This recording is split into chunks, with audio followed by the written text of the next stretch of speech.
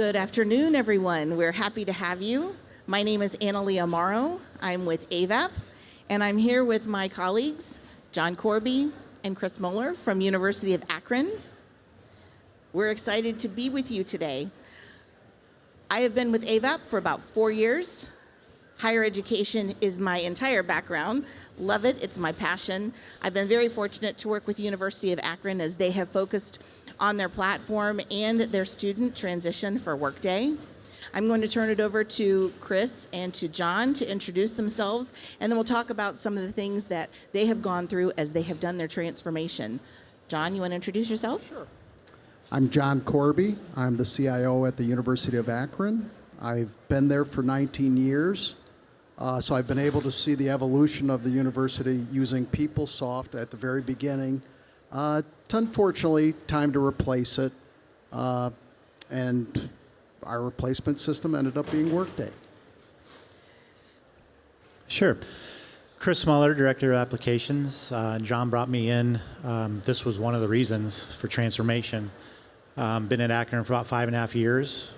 We were planning for this all along and started it up. I don't even know how long. I think it's on a slide, but we just went live with platform, finance, HCM, and payroll in June. Great. Speaking of slides, I know we have to show you the safe harbor, so we'll do that quickly. We gave Chris the power, and we did not tell him we were going to do that, so you all send him strong messages of support as he does that. We'll go past that and show you the agenda for today. We want to let you know a little bit about Akron and their transformation journey, some of the things that they have learned as they've gone through their path, and also some of the successes that they've experienced. You can go to the next slide.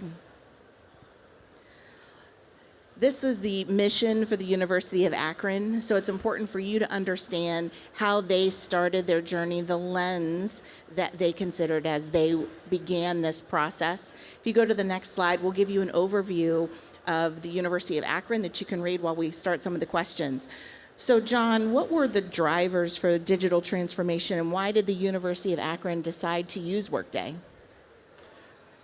Well, even though we were a long-time PeopleSoft user, there was a number of functions that we just didn't get with it. There was a lot of self-service features related to manager self-service, for example, that just weren't there. So, we were able to operate pretty efficiently until the pandemic, and that really was the last straw for us.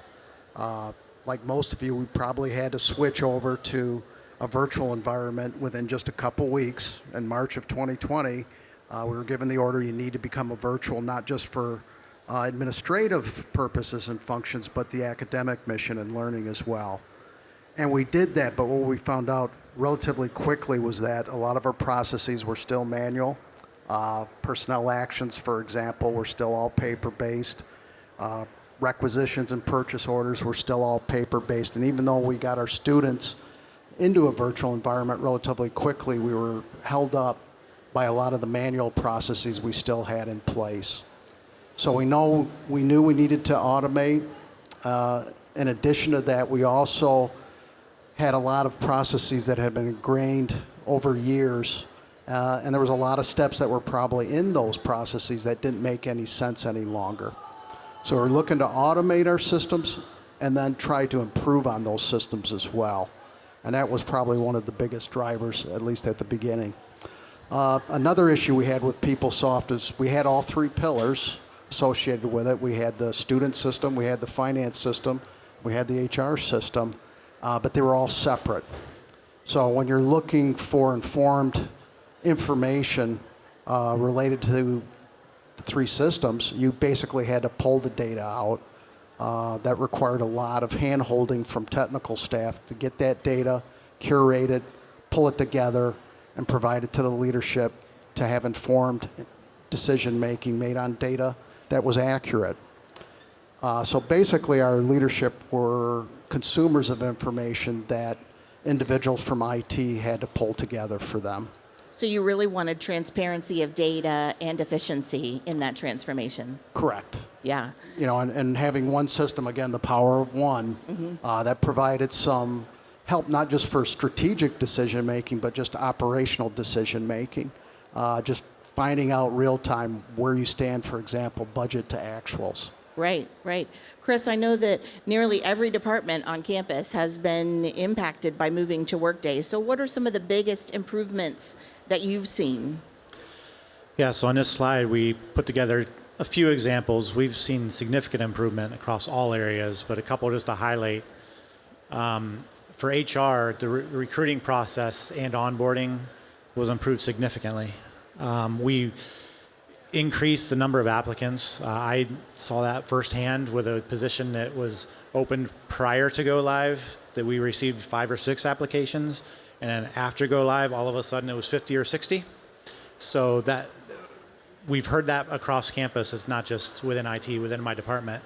It's been consistent. We've only been live for 4 months, almost 4 months. So we will still be able to figure out, is the quality of the applicants better?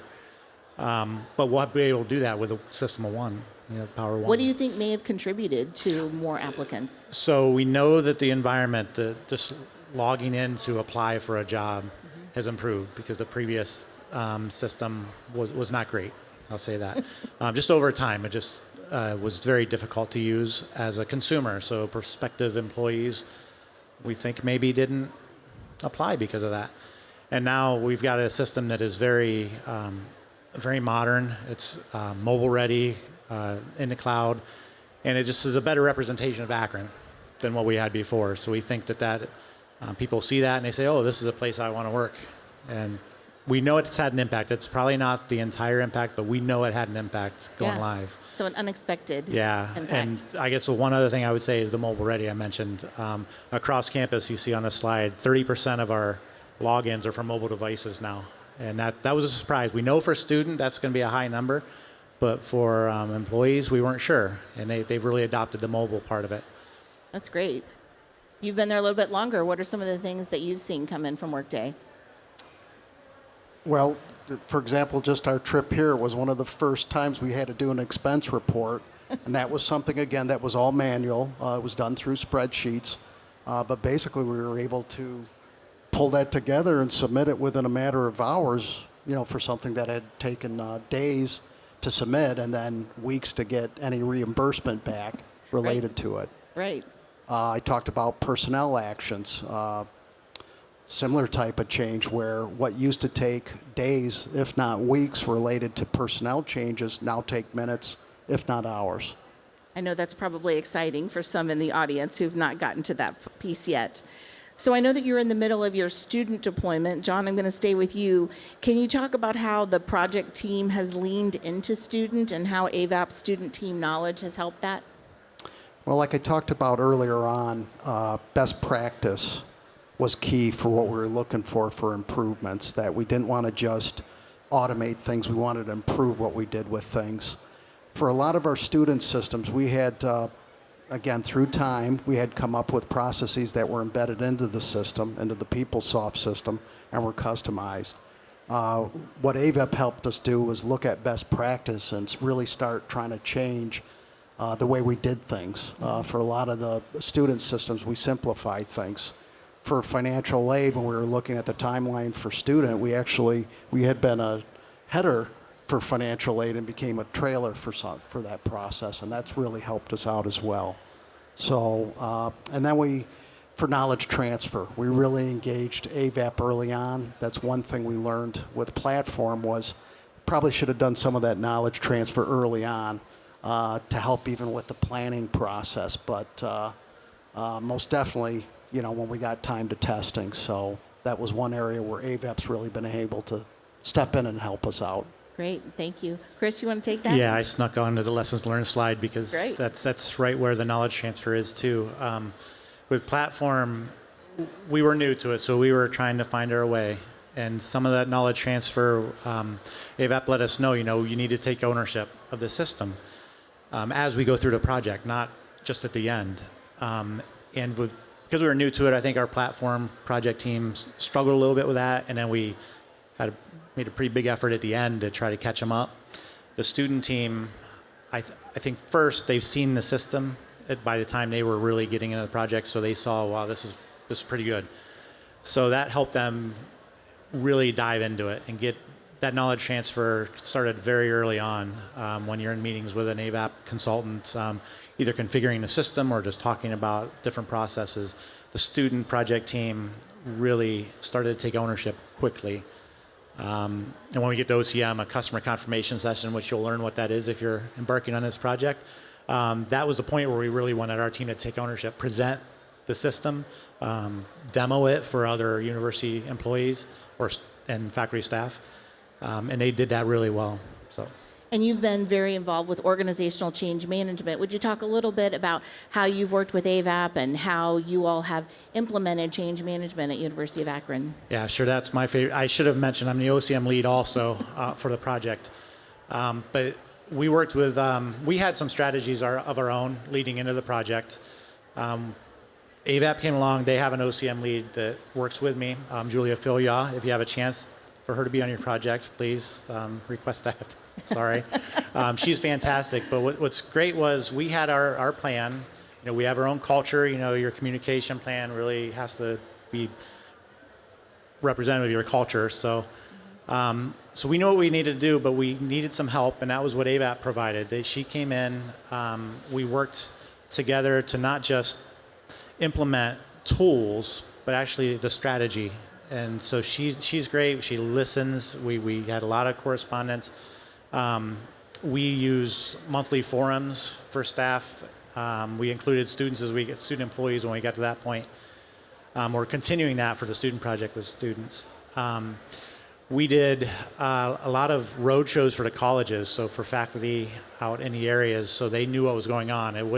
And specifically change management, so they knew the student portion of it wasn't changing, how they were going to grade courses and that. Not yet, but everything else about their employment at the university would change. So it was difficult to do that, but we were able to do that, and leveraging AVAP's OCM resources, it really was helpful.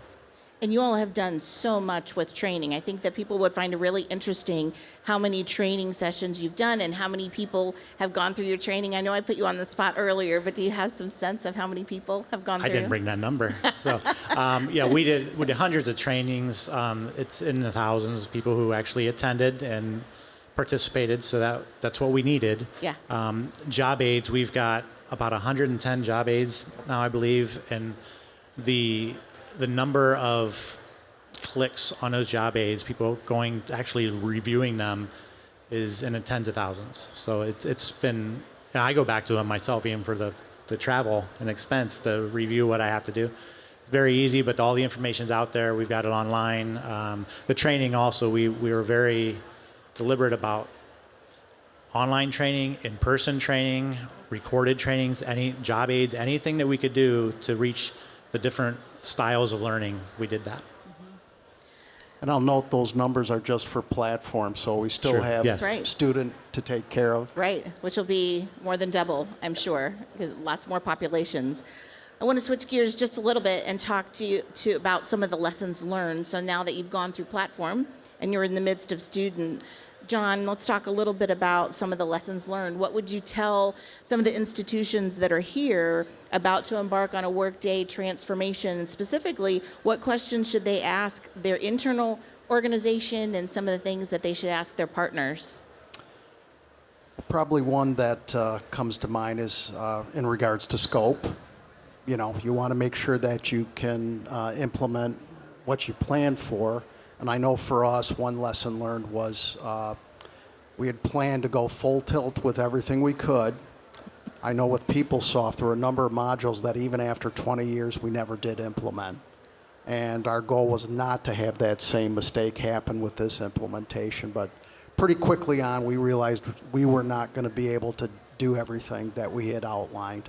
Adaptive planning was part of scope, strategic sourcing, and even endowments as part of the core platform product. And we put those to the side, and we're going to move forward with it as part of rolling adoption. But that's one lesson learned was make sure you can tackle what you put in front of you. Mm-hmm.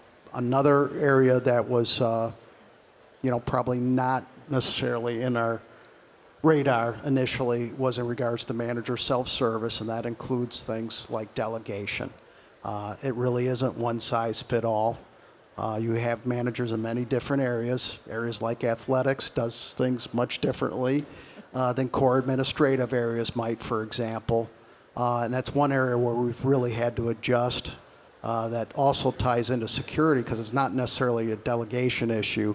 It's just you need to assign a role to someone that may not be in the Department of Athletics, for example, to manage their expense reports.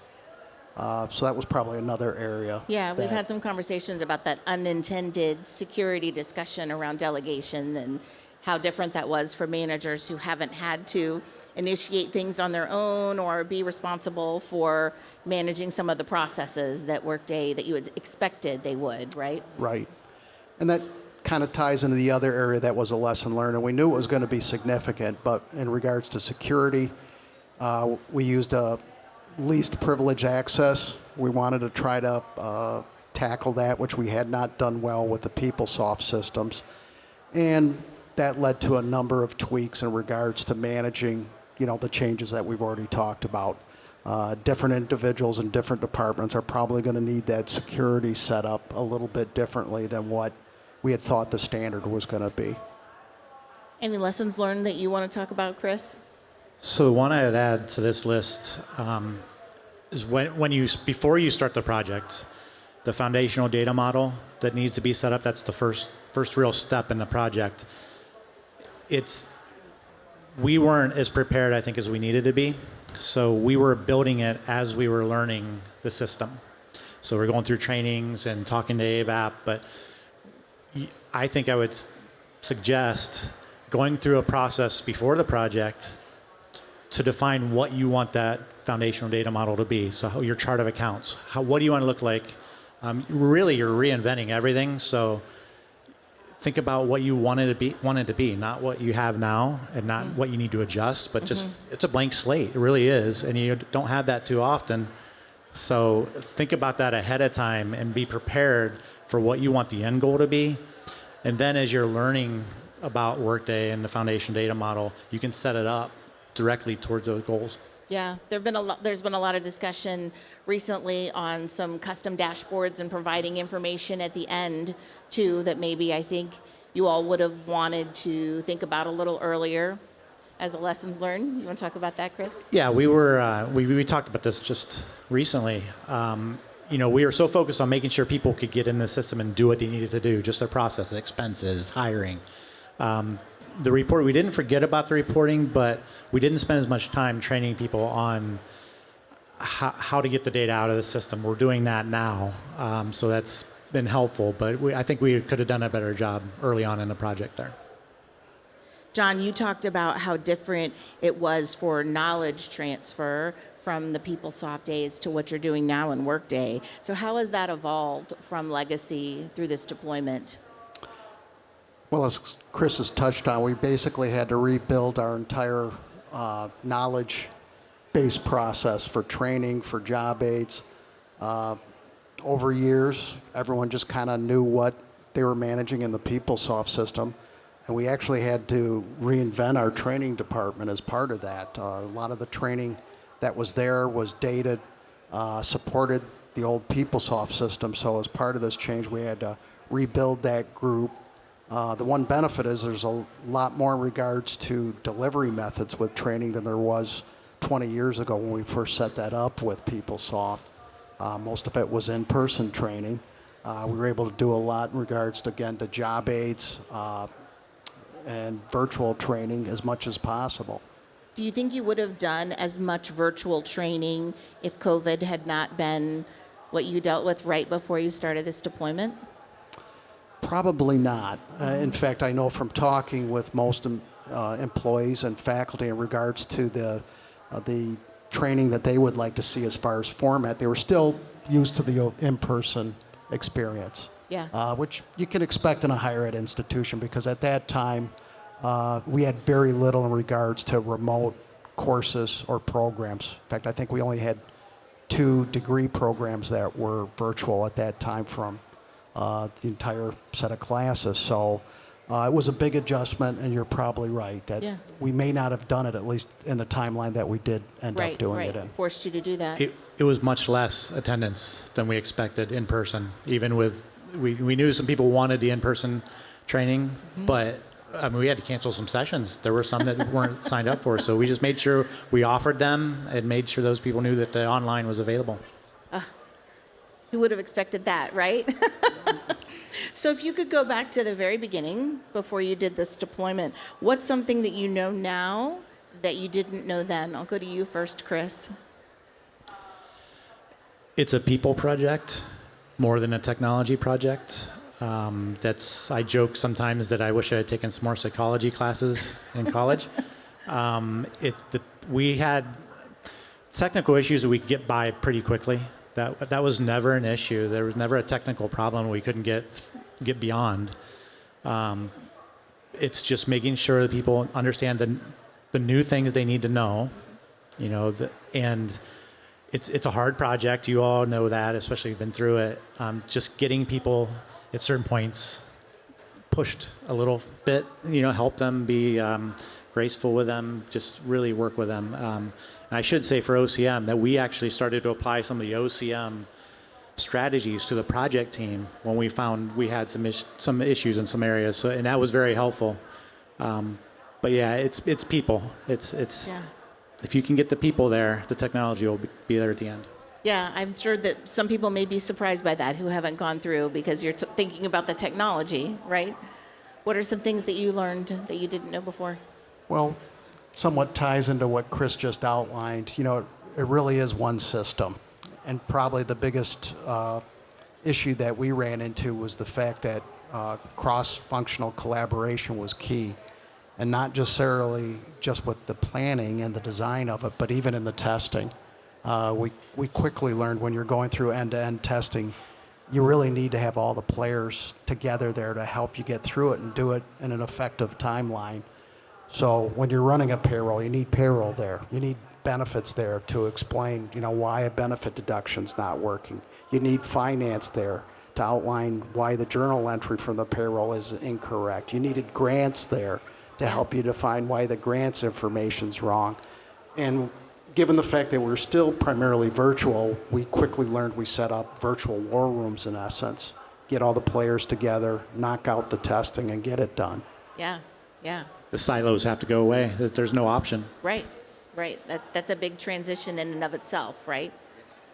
So for the team that's here today, today's audience, if they leave remembering only one thing about the University of Akron's Workday transformation, what would you want that to be?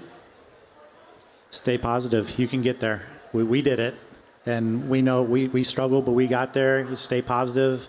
The areas that were more positive had a better experience.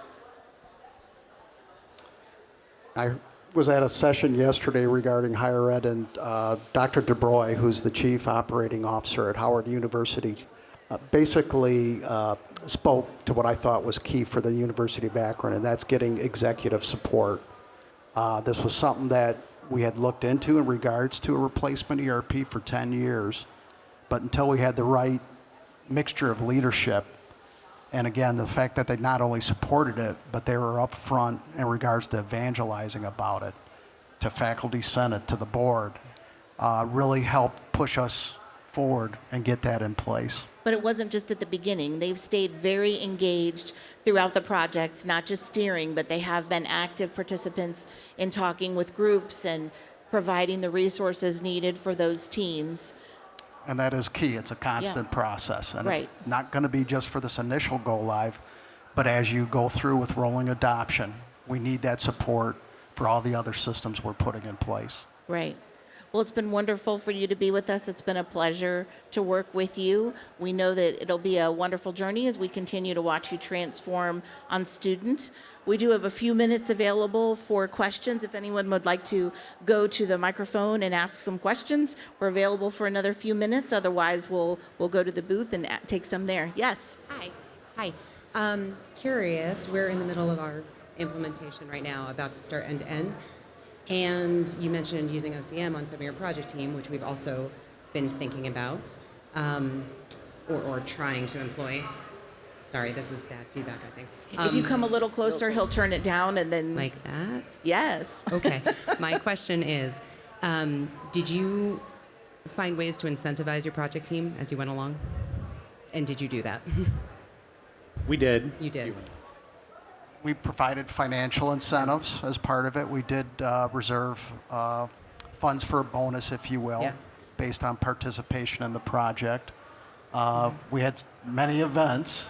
Yeah, we Chris- celebrated when we could. We surprised some people with some donuts and bagels every so often. Our project Food manager is Andrea. great. And I, yeah, we did. And we cared. So when we had someone that had an issue, was having a rough week, day, whatever, we would talk to them and try to talk them through it. And I think that was successful, along with some of the other Yeah. ways.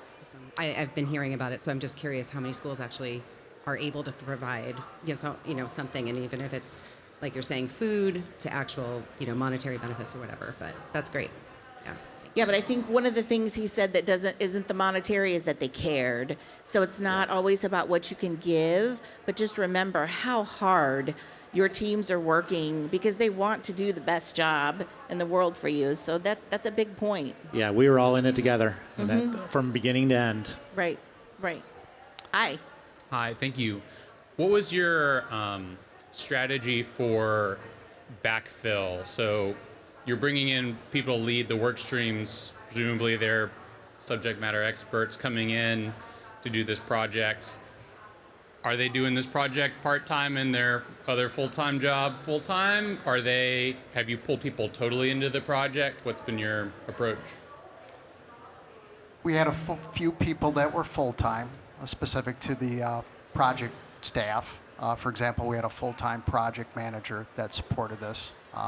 One thing that may not have been highlighted in the slide there is we were actually implementing platform and student together for a period of time. For about 6 months, we were finishing up platform, and in order to stay on track for student, had that going at the same time to allow us to implement it pretty quickly. So we did need to shore up that project management staff with contract help. Most of it was part-time till we got through the platform implementation. And there were work streams where, because of dislocations, some people left, some people retired, we had to get temporary staff. Sometimes it was just hiring a temp. Sometimes it was actually bringing in consultants to help us get through. So you do need to be prepared for those type of disruptions. It's something that happens in higher ed today. Recruiting for employees and students is tough.